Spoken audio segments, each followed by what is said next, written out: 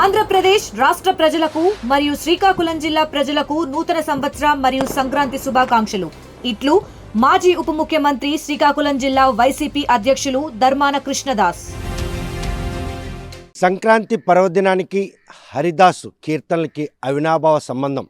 దశాబ్దాల కాలంగా పల్లెల్లో హరిదాసు ఎప్పుడు వస్తారని సంక్రాంతి పర్వదినాల్లో ఎదురుచూసే పరిణామం. ధనుర్మాసం వచ్చిందంటే నెలగట్టు పెట్టిన క్షణం నుండి ఆ దాసులు రాక కోసం పల్లెవాసులు ఎదురుచూస్తుంటారు.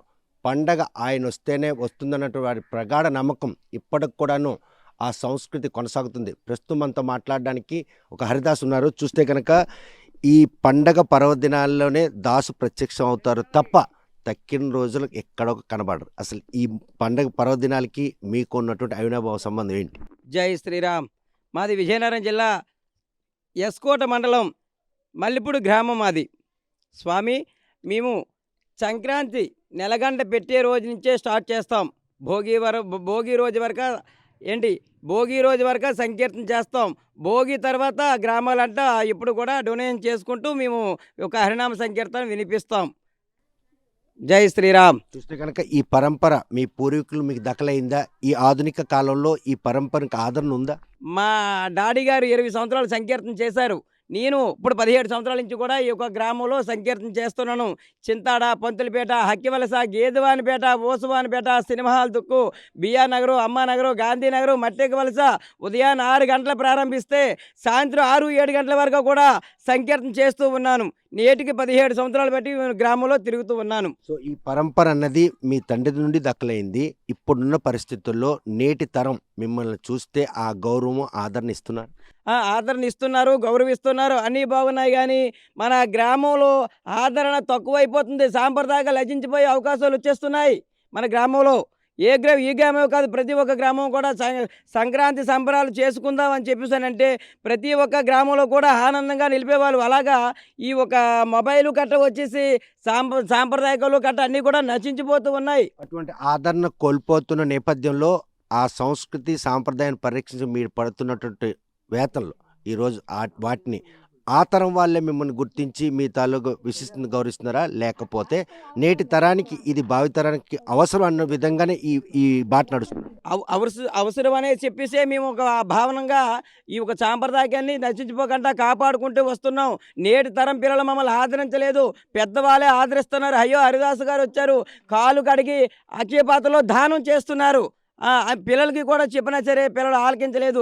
సాంప్రదాయం నశించిపోయే అవకాశం వచ్చేస్తుంది. ఒక తండ్రి ఒక కొడుకుని ఒక ఉన్నత స్థాయిలో ఉంచాలని యోచిస్తారు, కానీ మీ తండ్రి ఈ బాటలో నడవాలని ఆలోచన మీకు ఎందుకు వచ్చింది?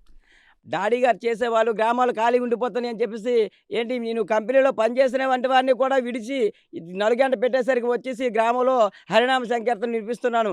మా పిల్లలు ఇక చేయరు. ఇక్కడితో సరిగ్గా సాంప్రదాయం నశించిపోయే అవకాశం ఉంది. తదుపరి ఇంకోటి ఆదరణ తక్కువైపోతుంది. ప్రతిరోజు హరిదాసు గారు తిరుగుతున్నారంటే హరిదాసు గారికి ఆదరణ లేదు. హరిదాసు వస్తారు వెళ్ళిపోతారు. ఏయో 2 బియ్యం గింజలు కలిగి ఉంటే వేస్తానో లేదంటే లేదు. హరిదాసు గారు వస్తారు, ఏదో ఆయన అభిమానంగా చూడాలని చెప్పేసి ఆ యొక్క హనివేదన అనేది కూడా లేదు. అటువంటి ఏదైతే అభిమానాన్ని చొరవ ఆ సంస్కృతిని కాపాడాలని మీరు చేస్తున్న ప్రయత్నంలో ఆ తరం వాళ్ళు తప్ప ఈ తరం వాళ్ళు దీన్ని ఓన్ కావట్లేదంటే భవిష్యత్తులో హరిదాసులు కనుమరుగైపోయే అవకాశాలు ఉన్నాయి. వాళ్ళు మనల్ని ఆదరిస్తే కదా మేము గ్రామాలంటే హరినామ సంకీర్తన వినిపించి సంక్రాంతి తీసుకొస్తూ ఉన్నాం. మేము వచ్చామంటే సంక్రాంతి వచ్చినట్టే ప్రారంభ నెల ఒకరోజు ముందైనా వెనకంటే హరినామ సంకీర్తన వినిపించగానే సంక్రాంతి వచ్చిందని చెప్పేసి ఆనవాయితీ అందరికీ. అంతలా హరిదాస్కి సంక్రాంతికి ఉన్నటువంటి అవినాభావ సంబంధాలు భవిష్యత్తులో పూర్తిగా కనుమరుగైపోతాయి అంటే వాళ్ళ ఆదరణ చేస్తేనే మేము ఒక హరినామ సంకీర్తన ఈ ఒక హిందూ సాంప్రదాయాన్ని మేము కాపాడే అవకాశం ఉంది, కాపాడగలం. మరి మాకు ఆదరణ ఇది మేము ఎలా కాపాడుతాం? ఇప్పుడు పెద్దవాళ్ళు ఉంటేనే మన ఆదరణ చేస్తున్నారు, పిల్లలు ఎవరో పట్టించుకోలేదు. జిల్లా నుండి వచ్చి ఈ ప్రాంతం వాసులకి సుపరిచితురాలుగా నాన్నగారు కావచ్చు, మీరు కావచ్చు, అది ఒక రిలేషన్ మోడ్లో తీసుకోవాలా? మిమ్మల్ని చూసి పండగ వచ్చిందని ఒక సంతోషాన్ని మీ నుండి స్వాగతం పలుకుతారు. ఇప్పుడు ఈ జనరేషన్లో చూస్తే పండగ వచ్చిందే, హరిదాసు వచ్చారు పోతారు. ఇప్పుడు జనాలు వచ్చారు, హరిదాసు పోతారు. కానీ మునుపుట్లో హరిదాస్ వచ్చారంటే పండగ వచ్చిందటువంటి పరిణామాలు ఉండేవి. నాన్నగారు ఉండేటప్పుడు చాలా అవకాశంగా, చాలా ఆదరణంగా అందరూ కూడా ఆద్వయంగా చాలా చక్కగా చూసేవాళ్ళు. చాలా నాన్నగారు పొంగిపోయేవాళ్ళు. నా వరకు వచ్చేసరికి ఇక నువ్వు పిల్లలు తయారయ్యి పెద్దగా ఆదరణ అయితే మటుకు తక్కువ అయిపోతుంది. ఇది పూట గడవకి చేసినటువంటి వృత్తిగా భావించవచ్చా, లేకపోతే సంస్కృతి సాంప్రదాయాన్ని పరిరక్షించుకున్నట్టు చేసినటువంటి ఈ నెల రోజుల తాలూగా ఆధ్యాత్మిక తత్వం అనుకోవచ్చు? మాకు సంస్కృత సాంప్రదాయకంగా గ్రామంలో హరినామ సంకీర్తన ఇప్పిస్తున్నాం. ఏంటంటే ఈ రోజుల్లో ఏ పనికి పోయినా ఒక 600-700 రూపాయలు కూలి తెచ్చుకుంటారు. ఏంటండి ఒక సంస్కృత సాంప్రదాయకం నశించిపోకుండా కాపాడుకుంటూ వస్తున్నాం. మా హిందూ సాంప్రదాయకంగా విశాఖ, విజయనగరం, శ్రీకాకుళం జిల్లాలో 150 మంది తిరిగే హరిదాసులు మేము. ఉత్తరాంధ్ర మొత్తం ఈ యొక్క సాంప్రదాయకాన్ని నశించిపోకుండా కాపాడుకుంటూ వస్తున్నాం. ఆ 150 సంఖ్య తగ్గిందా, లేకపోతే పెరిగేందుకు ఏమైనా దోహదపడే పరిస్థితి? తగ్గుముఖంగా వస్తుంది. తగ్గుముఖంగా ఒక సంవత్సరానికి ఒక సంవత్సరం తరిగిపోతున్నారు హరిదాసులు. అంటే ఆదరాభిమానాలకి నోచుకోలేనటువంటి మదనపాటు నేపథ్యంలో ఈ ఏదైతే ఆధ్యాత్మికమైనటువంటి ఈ వృత్తిని వదులుకుంటున్నారా? వదులుకుంటున్నారు. హిందూ సాంప్రదాయకాన్ని ఇలాగా గవర్నమెంట్ వారు కూడా పట్టించుకొని, గవర్నమెంట్ వారు కూడా ఏ పెన్షన్లో లేదంటే ఏ కళాకారుల పెన్షన్లో ఏదో రూపంగా ఈ ఒక హరిదాసులు హిందూ సాంప్రదాయంగా మనల్ని ఆదరణంగా కాపాడుతున్నారు, సాంప్రదాయం కాపాడుతున్నారు కనుక వాళ్ళకి ఏదైనా ఒక ఉపయోగం చేయాలని చెప్పేసి గవర్నమెంట్ వారు కూడా ఏమీ పట్టించుకోలేదు. మీరు వస్తున్నారన్నది మీ తాలూకు అలంకరణతో పాటు ఆధ్యాత్మిక ముఖంలో కనపడుతుంది, ప్రతి ఒక్కరు కూడా చూస్తారు. మీరు వచ్చారని తెలవడానికి ఒక సంకీర్తన. జై శ్రీరామ్. శ్రీరామ రఘునందన సీతా మనోనాయక కారుణ్యభయదాన అస్తవరద కాకోత్వసోద్భవ. శ్రీరామ్, జై శ్రీరామ్. ఎంత కఠినుడవయ్య శ్రీరామ, మా చింత దేచవు ఎంత న్యాయము నీకు రఘురామా. ఎంత కఠినుడవయ్యా నేను నేనెంత ప్రార్థన, ఎంత కఠినుడవయ్యా నేనెంత ప్రార్థన చేయుచుంటిని. కుంతలో కుంతైన ధైర్యవంత భయము రాకయున్నది. ఎంత కఠినుడవయ్యా శ్రీరామ, మా చింత దేశవు ఎంత న్యాయము నీకు రఘురామా.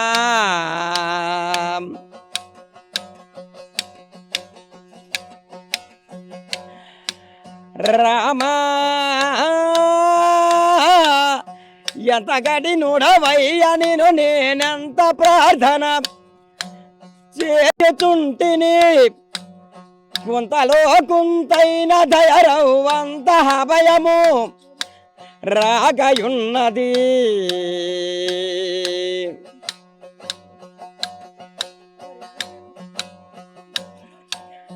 రామా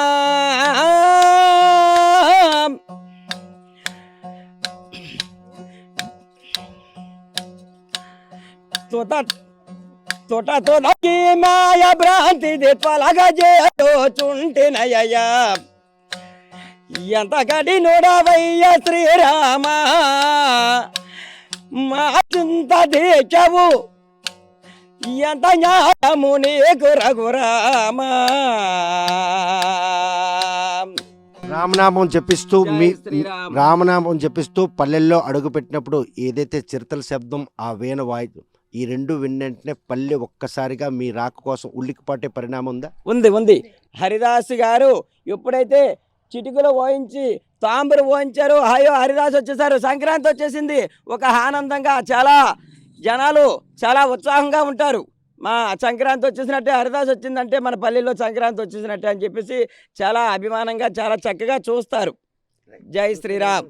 సంక్రాంతి పర్వదినం రావాలని అనుకుంటే మాత్రం ధనుర్మాసం నెలగంట పెట్టిన తెల్లవారుజామున పల్లెల్లోకి హరిదాస్ ప్రత్యక్షం కావడం, చేతిలో తంబురు అదేవిధంగా చిరతలు పట్టుకుని వారి తాలూకా సంకీర్తనలు వినేందుకు పల్లెవాసులు మాత్రం పరితపిస్తుంటారు.